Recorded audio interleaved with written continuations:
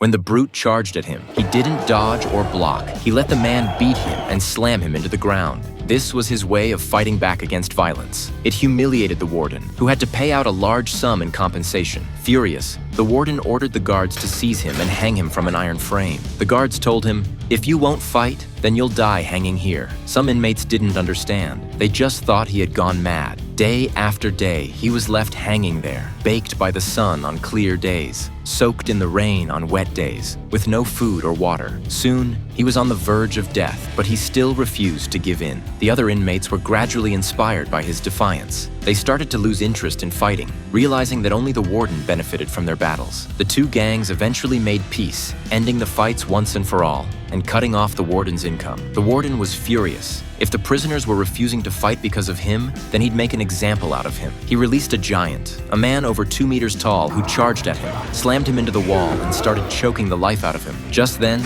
the man desperately pounded on the iron door, and to everyone's shock, the giant let go. It turned out that every time he was thrown into solitary confinement, he heard someone in the next cell tapping on the wall. He would always respond with 2 knocks, and over time, he and the man next door became friends. That man was the giant. He immediately recognized the tapping sound. For the first time, this long, isolated giant had a friend. The sight stunned everyone. The warden ordered the guards to draw their guns and aim at him, but now every prisoner was on his side. Just as the guards were about to open fire, the giant charged forward, taking all the bullets, knocking down a swath of guards with a single sweep of his arms, even using a guard's body to break open the cell doors before collapsing for good. Furious inmates swarmed out, taking down the remaining guards. The riot escalated. There was fighting, arson, and escape attempts everywhere, and it only ended when armed forces arrived and opened fire with machine guns. During the chaos, he rescued Blazer. Talking to him, he learned that Blazer was not the murderous lunatic the guards claimed he was. Everything that had happened to the old man had been witnessed by Blazer through a fan vent. The people Blazer had killed were all heinous traitors who betrayed their friends. Blazer had also hidden a journal containing years of the warden's crimes. He gave it to him,